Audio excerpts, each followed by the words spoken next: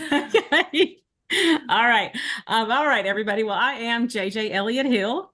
And I'm Natalie Elliott Handy, and we are the sisters from Confessions of a Reluctant Caregiver, and we are thrilled to have you join us again. And tonight we'd like to welcome everyone to the impact of dental health on future medical complications. Now, this series is sponsored by Coral and Phillips, and tonight's session is sponsored by the Oral Cancer Foundation and Velscope. Our guest tonight is Joanne Jones, and she's an international award-winning speaker joining the 2024 Dentistry Today CE Leaders for the 14th consecutive year. But tonight, Joanne is going to use her personal and her professional experience to share more information on dental health. And I'm going to tell you, Joanne, we are so thrilled to have you. And the topic again is managing dry mouth, the importance of screening and an integrated healthcare team. And I'm going to tell you, girl, I got lived experience too. So we're so happy to have you. But before we get started, there's a couple of housekeeping things. Everybody has noticed that there's a lot of JJs on here. And so don't worry about that. You got to love when there's a glitch with Zoom. We're super blaming Zoom on this one. And so because they're not here to say they didn't. And so we're going to go ahead. Guys, if you will, the chat is working perfectly fine. Go ahead and put your questions in the chat. We'll be keeping an eye on that. And then we're also, as a reminder, we are excited to offer CEs. JJ is going to put that link to the CEs. It also can be found on our website, confessionsofareluctantcaregiver.com. It will also be sent out in the email tomorrow. So as a reminder, everybody, if you're new to the series and you're just jumping in, you're going to find after this session, we will send a follow-up email that has links to all 3 sessions that we've had thus far. You'll also have a survey. You will have a really awesome link from Coral for a discount for you to try it. You should definitely do that. I'll tell you more at the end, more about Coral. And honestly, I think that's probably the biggest thing. So we're going to jump right in. And Joanne, we're so happy to have you. So I'm like, ooh. So, okay. I'm going to start first. I would love for you to tell us about how your career evolved from being a dental hygienist to an international speaker, which is crazy. That is so cool. Okay, well, I'm ready to jump in too and super excited. I was thinking today, there's stuff that I really enjoy in my job. There's things that I like, and then there's things that I love. And tonight is one of those things that I just feel like I love because I can talk about a subject I'm very passionate about and talk about things that work and help people. Whether we've got medical professionals, dental professionals, caregivers, patients, cancer survivors, C-Pap users, whoever, we're here to help. But anyway, still a dental hygienist after 45 years. And I think in the short of it is an easy statement: adversity to empowerment. And I somehow think you two ladies might know a little bit about what I'm talking about. My world came tumbling down. I was fired from my job, from a practice, an office that I loved. And the dentist's wife, I was non-compliant with the hours that they had suggested. I had young children at home and was asked to work every evening. And I thought, that's no life. And a fairly new relationship. I had been a single mom for a while. Anyway, I don't have to go into a lot of details. It just wasn't good. So I offered to help my mom out because she was looking after my stepdad, my 2 biggest cheerleaders in life. Like, you know what it's like, your mom, your dad, your stepdad. It was just, they were always there for me. Got fired on Thursday. My mom dropped dead very unexpectedly on Sunday. Wow. As I get older, a really, really young age. And then my stepdad, she was taking care of him. So I had no job. I definitely had to get a job, but I spent every day with him, kind of taking over for my mom where she had left off. And he said, "What's your dream?" I said, "Well, I need to get a job. That's the first thing. I'm a contributor to the household and I need to get a job." He said, No, what's your dream?" And as we got talking about it, I said, my dream is really helping my colleagues, dental hygienists, and any healthcare professional recognize the impact they have on people's lives. It's not just a job. We have an amazing opportunity to impact quality, quantity of life for everybody that we're in touch with, everybody that we have an opportunity to communicate with. So that's kind of how all that got started. And then I just took it from there and started developing educational programs and aligned myself with some really great people. Well, that is definitely that's just dropping in like a job change there, Joanne. That's a story. Okay. Okay. Well, you went to the job change, sort of. Now you're an international speaker, but what got you to talking about what's the link between HPV and help me with that word, Joanne. Oropharyngeal cancer. Well, thank you. Put the emphasis on either syllable. It doesn't matter.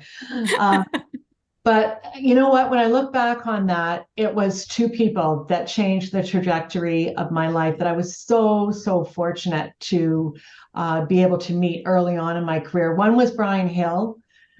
He's an individual. I don't even have words for him. He is a superhuman being. He's super intelligent, but mixed with that, super compassionate. He's the founder of the Oral Cancer Foundation. And the second person that came into my world was Wayne Reese, who was with Velscope. Velscope is a screening device that sees beneath the surface where cancer starts, instead of waiting until the later stages where most cancers are found. And those two people changed my trajectory from impacting lives to teaching my colleagues to save lives. And that's really where that all happened. And the other thing, I could see that there was this huge exponential growth spurt in HPV-related oropharyngeal cancer. And I know, Natalie, you've shared so much, about what you've gone through with your husband. And I love that, because we've got to take the stigma off of it. Like, if I asked everybody to put in the chat here right now, I'm going to ask a question and you're probably going to think, oh my gosh, this woman has no filter. I don't have. I support your no filter. I'm not going to lie. Go for it, Joanne. Good. Okay. If you are sexually active, please type yes in the chat box. Oh. Let's give them a second to weigh in. Natalie's right on it. I'm on that. Did you notice I'm just coming right there we over? go. Okay. Did you all notice that I am saying yes constantly? Is. Good, Jolie. Sorry. And all the other JJs are. When Michael Douglas announced that he had HPV through sexual relations, it was like, oh my gosh, like he's having sex. Like, how horrible. The stigma had to come off. So that's how I got talking about, look at all the yeses. Yes. We got a happy group with us. Wow. So yeah, that's how that happened. Wow. I'm just going to pause for just a second. I know folks are coming on. There's a little bit of confusion. Jay, the chat is disabled for some folks. I just want to be respectful of the folks who are trying. I see the Q&A on the bottom. So guys, we see you and we are trying to fix this. I again am blaming Zoom.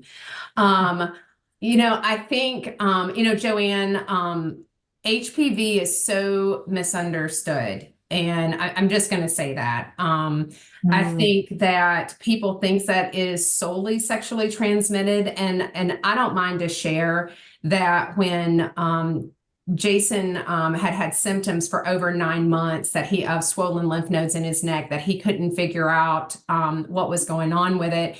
And so when he went to the ENT to be checked out, Joanne, it was very much, I did not go with him to that appointment, and I didn't think anything about it. I mean, lymph nodes will swell and they will not swell. They go up and down all the time. It's totally normal. And so I will say that the doctor said to him, I believe you have an HPV related cancer. It's called squamous cell carcinoma, P16 positive. And then he looked at him and said, make sure you tell your wife that this is not, that you were not promiscuous or that you had not cheated on her. And I thought, it was an odd thing, because my husband came in and tells me that they think I have cancer. Oh, and FYI, he wanted to make sure you knew it wasn't because I cheated on you. And I thought, I don't even know what to say to that, And so I think that's where there's such a misunderstanding. And for him, Joanne, there was so much embarrassment around HPV-related head and neck cancer. And I think it's unfortunate Yeah, it is. And the other part of that statement is the fact that everybody will have one or more HPV infections in their lifetime. Yep. But I need to come back again and visit you two ladies, and we need to have Yeah. a segment just on this because Yeah. it is a really fascinating topic. But the other thing that happened was in the midst of this, we lost my cousin at the age of 45, who was a fitness trainer. It was a horrible, horrible loss for our family. Mm. So that was just part of it. But there's so many other people have come into my life since then that have been afflicted the same way. There is no stigma. No, and I think that's the more that you break the stigma through normalizing the conversation around it. And I think normalization, we just have to get comfortable with things that are not polite conversation. Exactly. And I'm sorry if that's not polite, then we're just going to go. Let me ask you this. How did the whole dry mouth education focus evolve?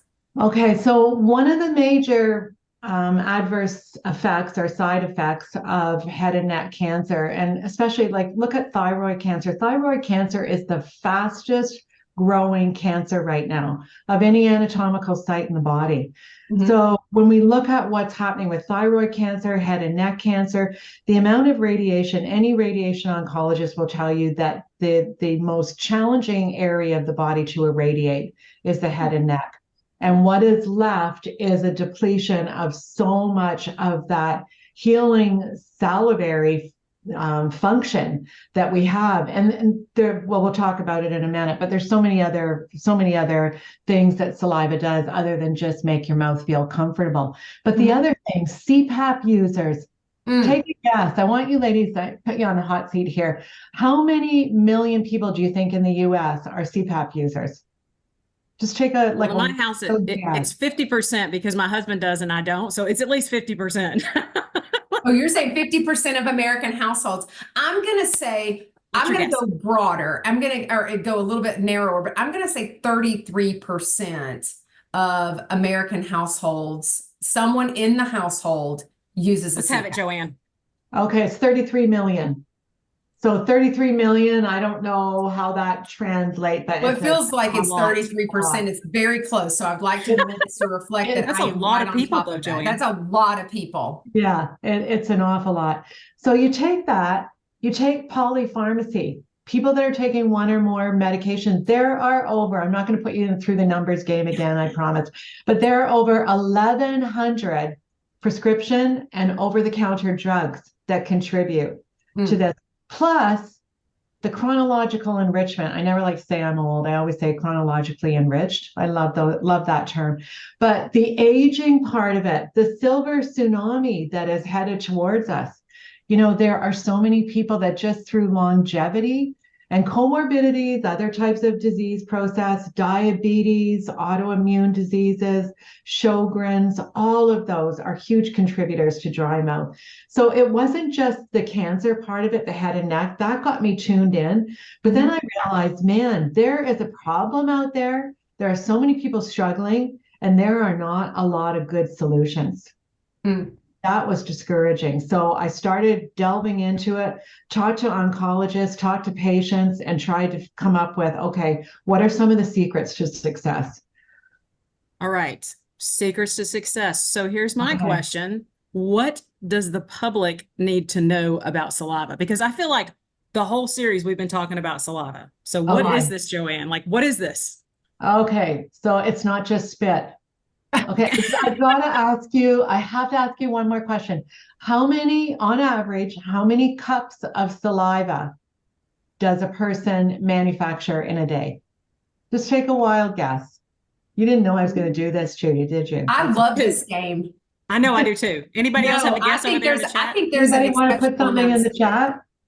Yeah, I think if you guys, and if I see you guys in the Q&A, so we can see you there. So if you're writing through Q&A, I'm looking back and forth. So don't worry, guys. I got you, boo. Okay. I see 4 cups. I've got a couple of people. The Q&A works. So guys, if your chat for some reason is not being friendly, go to Q&A. I'm going back and forth. And okay, no problem. 8, 2, 5. Ooh, those are good. I'm going to go with 12.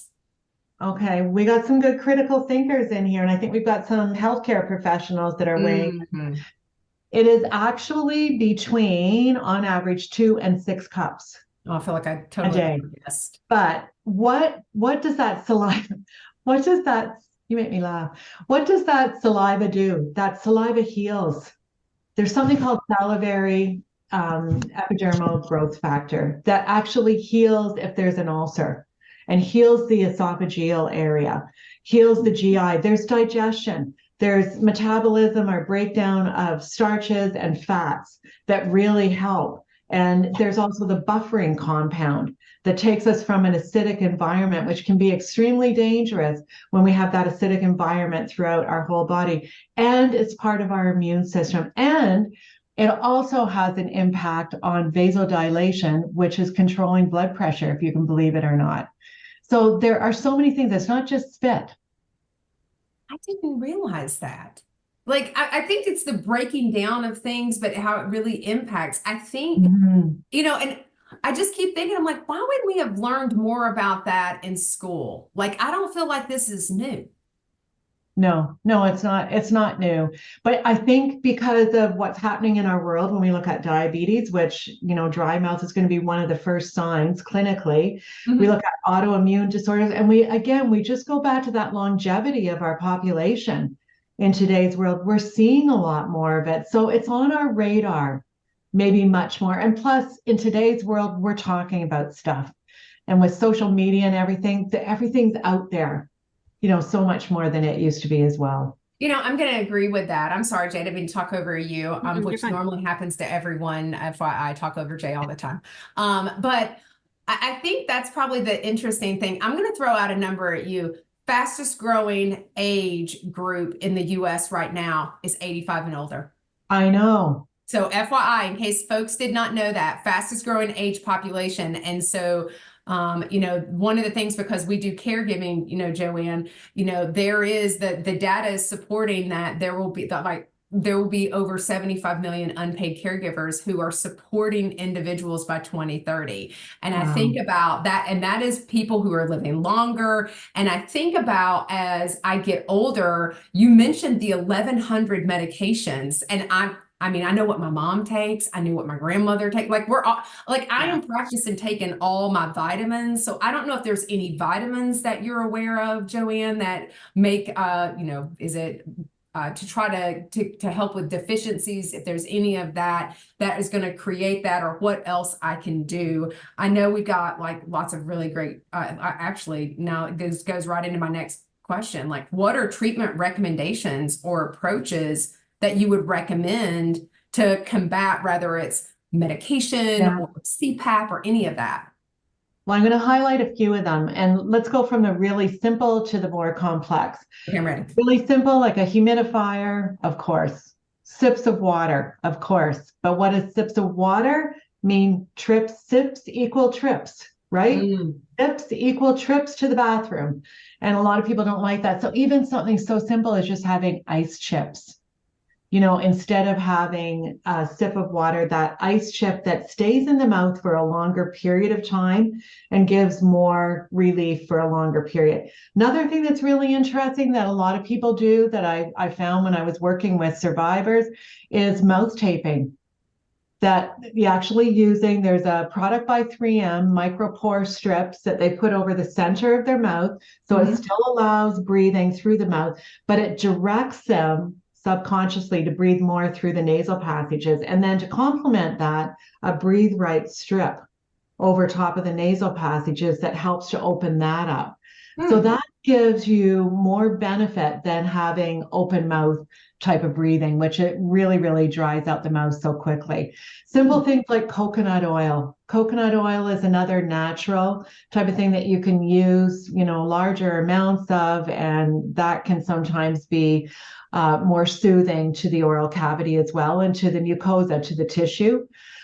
Baking soda. Baking soda, a teaspoon of baking soda, a teaspoon of salt, or half a teaspoon of baking soda, half a teaspoon of salt, and a cup of water, and using that to rinse with. That is really important to get that pH in the right position. so that you're not actually having an acidic environment all the time to deal with. And I want to talk about that. I know I'm watching my time here, Oh, but you're as fine. we get to the close.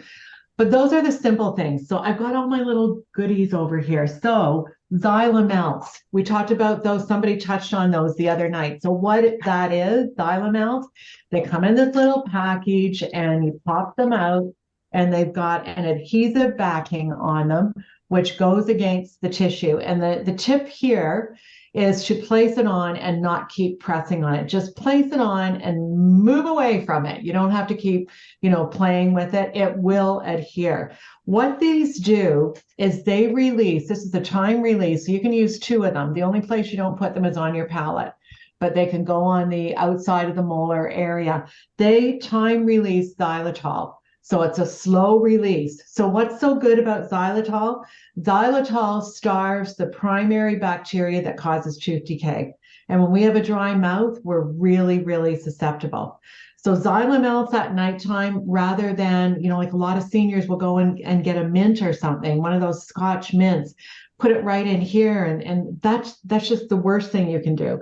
So that's a real tip. I do want to talk about power toothbrush versus manual toothbrushes. There are great manual toothbrushes. They're dental hygienists, most of them, but there are some others that are quite good. This is a Curaprox, Curaprox, and this is a 5460. What this means is there are 5,460 bristles in this head, and I wish everybody could feel this. It is super soft. It's actually called an ultra soft. So these are used for somebody that is going through dry mouth that maybe is a heavy-handed brusher, because a heavy-handed brusher in an oral environment that is acidic, it's like running a hot knife through butter. It abrades the enamel and the root even further.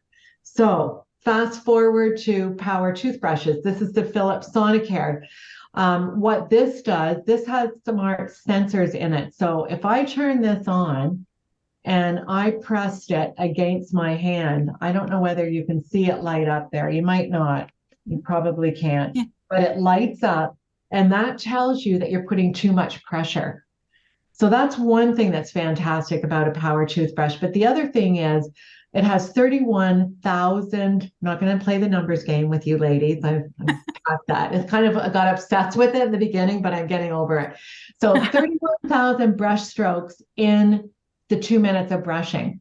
Do you know what that equals? If we compared that to a manual toothbrush, that equals a whole month of brushing. So that is hugely, hugely significant. The other thing, as a caregiver, I know through losing like 4 parents and a step parent, I know how helpless you feel at times. You just feel powerless, useless, all the rest of it. A power toothbrush gives you the ability to get into those hard to reach areas, and it does the work. Also, with some of the smart sensor technology that is built into some of the models, not all of them, but some of them, many of them, it actually has an app that will give feedback into areas that you could be missing as well. So for a caregiver, that's amazing. So that's all good. A lot of those areas can be self-cleansing with the tongue, but if you don't have saliva, it's not going to be great. So the other thing that I've got here, I don't want to spill this because this is my little secret tool here. This is that power flosser. Do you not love that? Yes. So this it's the power of the X. It's quad stream technology. So it comes out with 4 quad streams and goes in between. And that's where a lot of the problem starts with cavities, periodontal disease, gum disease, because bacteria gets in between the teeth. And the Sonicare has fluid dynamic force that will push through, but that also is a huge complement. So those are things that a caregiver can use that are so helpful. I can't stress that enough. What else was I going to mention? Toothpaste, there are different toothpaste that can be used. What else was I going to mention? I do want to check my notes because I don't want to forget anything that was so important. The other thing, and obviously one of the most important things that I do want to talk about is rinses and oral sprays and gels and all those types of things. It wasn't until a few years ago that there was an incidental finding with my health. It was a simple thing, not life-threatening. It was an arrhythmia, but I had to go on a beta blocker. And I never realized what cotton mouth actually felt like. So I tried all of the different, most of them are water-based that are out there. And finally, I did find through a company I was working with, I found my Aquarel, which is part of our, our major sponsor for this. But I do want to share a personal story with this. Sure. This was something that I started lecturing about because I can't talk about anything that I'm not passionate about. What's the competitive differentiator? It's lipid-based, meaning it is more of like an oil-based. It moistens, it lubricates, it actually builds up a barrier. And what that allows is the tissue to heal that has been traumatized by a really, really dry environment. So the actual, if you want to go to the science a little bit, the cellular architecture becomes stronger and more impervious to damage. But this, I wish I could spray this right now into everybody's mouth so you could actually feel the difference. You can feel the oil in it. It just has a completely different feel. And it's discreet, it's easy to carry around. There's no rinsing, there's no mixing. It was super, super. But what happened, again, a personal story, and as an educator, I really, really wanted to have the opportunity to be able to stand up there at the podium and give my colleagues something that really worked. Because that's an awful feeling if you're up there and you're thinking, okay, they are making recommendations to their patients and they don't have things that work really well and they're feeling helpless as well. All of a sudden, because of a business model, it went off the market. I'm like, what? What happened? It's gone. It can't be gone. It was making a difference. I was getting great feedback using it myself before I spoke for 6 hours. I would use it throughout the day. It was awesome. All of a sudden, Dr. Mike Milligan, just a gem of a guy. And he is a cancer survivor and really struggled with dry mouth. He said, it's back. Aquarel is carrying it. So I know I can see a few questions there, and everybody, thank you very much for putting the name in. So it's on the screen there, on Natalie's screen and also on JJ's screen. But I am so thrilled to have it back. My sponsors that are on here tonight are not because they came after me. I went after all of them. I went to the Oral Cancer Foundation. I went to Belscope. It's saving lives.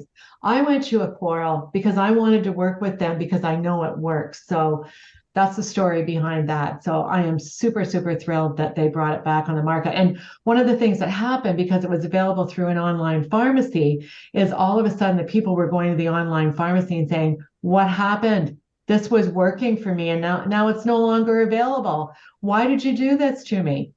So, I like things that have differentiators that are solutions. Well, and I know some people have asked about how they can get it because it's not over the counter. I know it is prescription, and so you just have to request it. And I know we'll have instructions with the link when I give you guys the link. You'll get that tomorrow for sure. And then I know JJ's maybe look at the link and throw that in there if you don't mind. So we'll make sure you guys have the link either way to learn more about that. I've tried Aquarel as well because my husband tried it, and I wanted to see what it was like. It's anybody can use it. And it definitely was very different because I feel like if he tries it, I should try it. So I get a sense of what that's like in my own mouth. And so I can tell you, there is a noticeable difference between water-based and lipid-based. There I know is. we're getting close on time, but I know we're going to go over a little bit since we had a couple of issues there. So I know we have one more question. Jay, do you want me to jump on that? I know you're responding. Yes, just really quickly, because I think I know what that may be. Go ahead. Yeah. Go ahead, Natalie. Yeah. So can you comment, and this is really important because I saw this in your bio. Let's talk about the importance of screening to improve patient outcomes. Okay, so a couple of things. And again, I'm going to go to my little tools here at the side.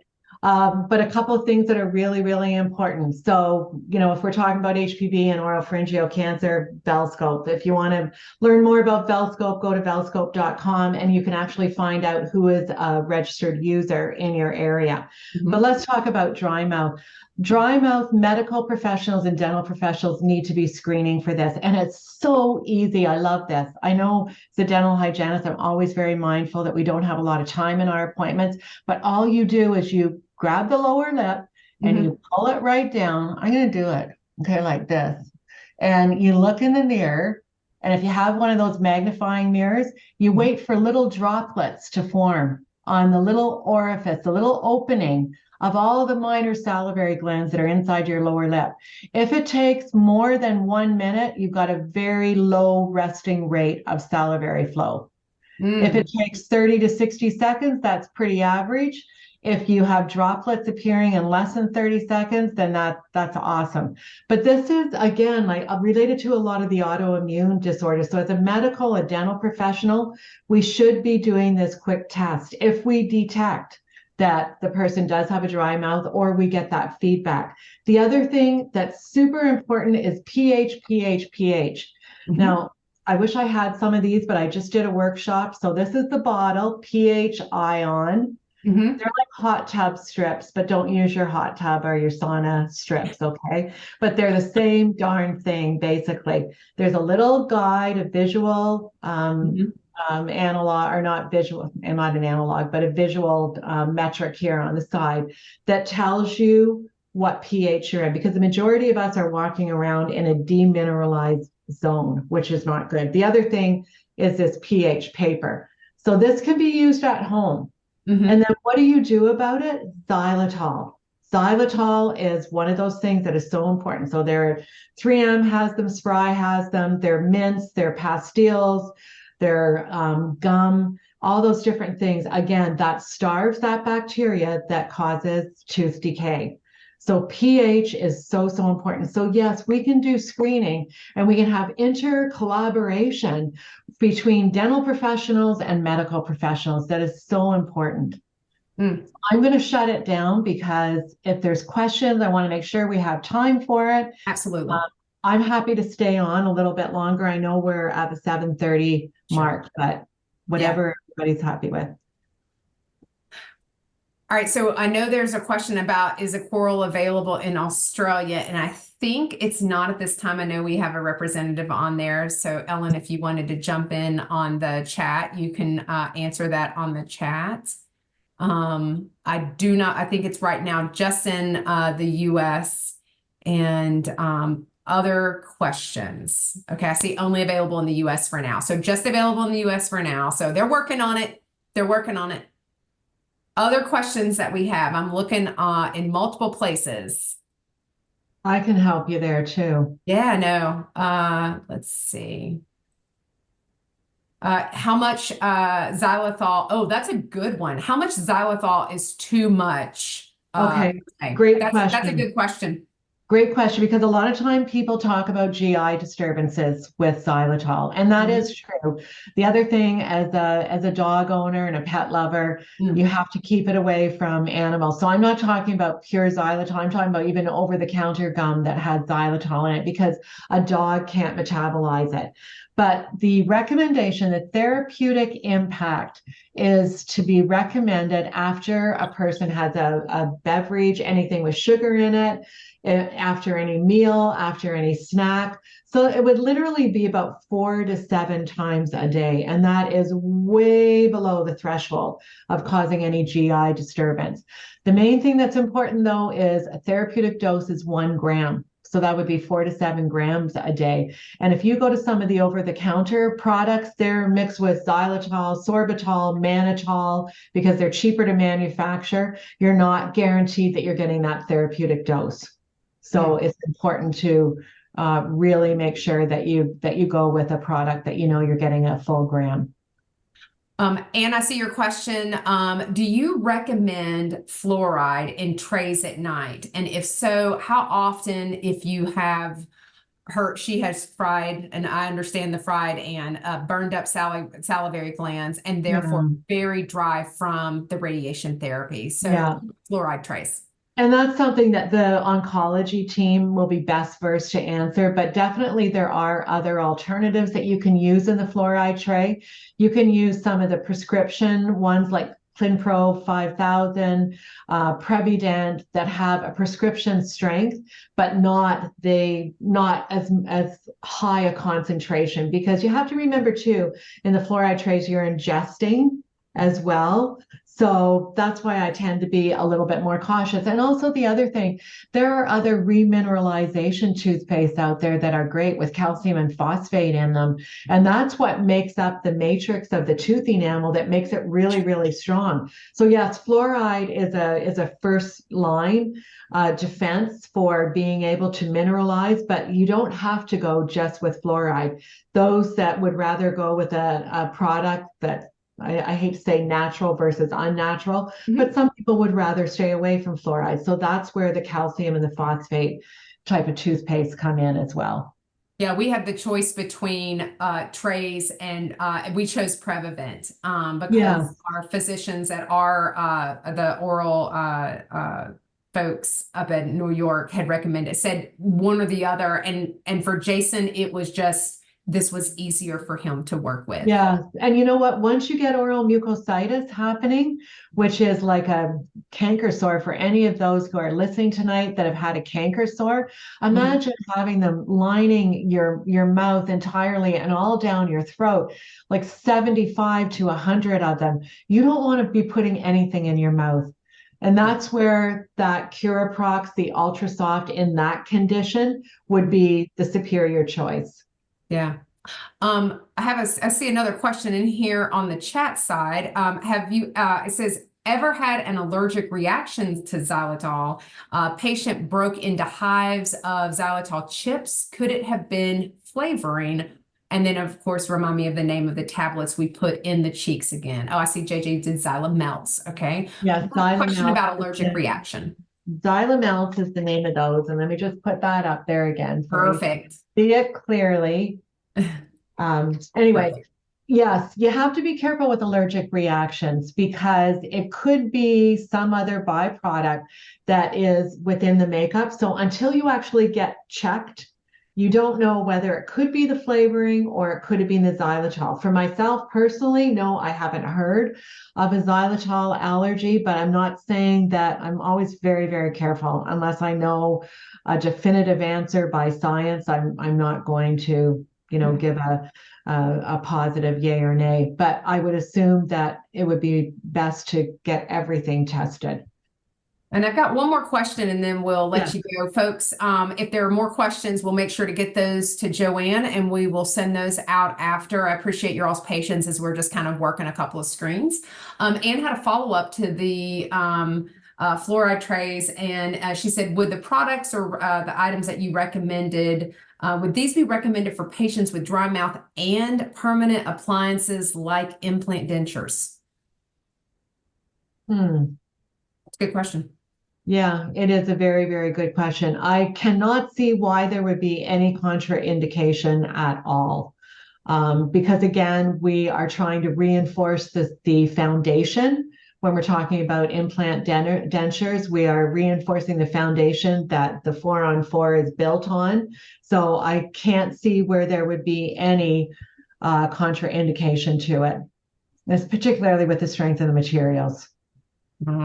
Guys, thank you guys so much. Joanne, we're gonna wrap us up because I know we're 10 minutes over, but guys, everybody was so patient today. Every now and then you have these things happen, and you know what? I don't think that put a shadow over Joanne, because you are a shiny light, Joanne. We really appreciate all of the guidance. I love your examples and the products and you show us, because there's something to be said for being able to see the product. I think it's so helpful. Guys, just as an FYI and a reminder, thank you to Joanne. Thank you to our sponsors with Coral. We talked about the lipid-based. Again, that's in the US right now. We will keep our fingers crossed for our European and our other parts around the world.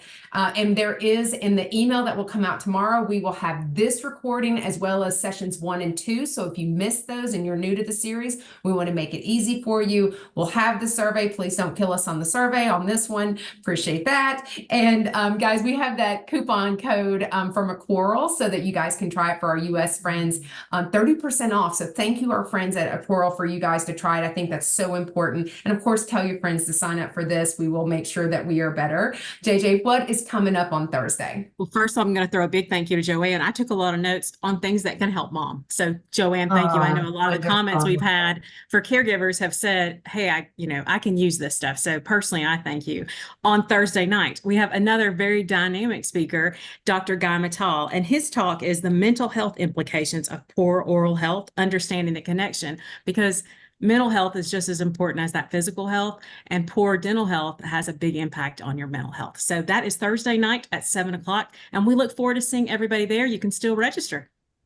I see one last question, guys. Thanks for attending. We will put the code for this session in the link, so just stick around. We will hold on this. And Jay, if you'll put the code for those who are wanting CEs, that if you're looking for a code, we know what you're talking about. Guys, thanks so much, and we appreciate you being with us. And for the recording purposes, we'll put the slide up, and you'll see it tomorrow as well. But we're putting it in the chat right now. Thanks, everybody. Thank you, Joanne. Thank you. Pleasure. Bye-bye. And we're just, folks, I know people are jumping off. Joanne, thank you so much. That was so wonderful. I love all of the extras. I think talking about all these extra options. So, I mean, we like a coral, we've got xylomus, we've just like the bristle brush is the first that I've seen. And Jason he brushes so hard, his gums started receding. Yeah. And so he actually, he was brushing three times, but if he ate snacks, he'd go in and brush, and he was just brushing so hard. And so he pushed back off of that, but we had not heard about that toothbrush. I'm definitely going to be ordering that for sure. Awesome. We're excited. Joanne, thank you again for your patience with our little faux pas here, but thank you for all of that information and the things that I'll be ordering. We're also going to put some of those recommendations, Matt. We'll make sure to put those in the newsletter that we send out tomorrow as well. The xylomelts, the toothbrush, all those things, because I think we'll get it all in the survey. We'll get it all in there. Give us all the survey. Perfect. Thanks, Joanne. Thanks, Joanne. Okay. Bye-bye.